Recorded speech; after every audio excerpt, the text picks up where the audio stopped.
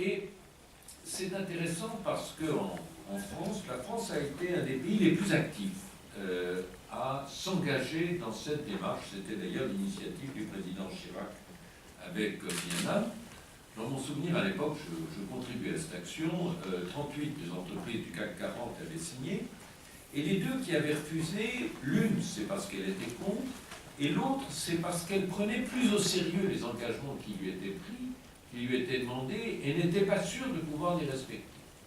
En d'autres termes, quand on était dans ces soft laws tout à fait essentiels sur les droits de l'homme, les normes de travail, l'environnement, la lutte contre la corruption, les principes étaient excellents, mais au fond, on le faisait, je dirais, sans mettre en place tous les instruments de contrôle qui assuraient que ces 10 principes du compact soient respectés. Après, en France, il y a eu des progrès, et notamment lors du Grenelle de l'environnement, une obligation de reporting qui doit être développée.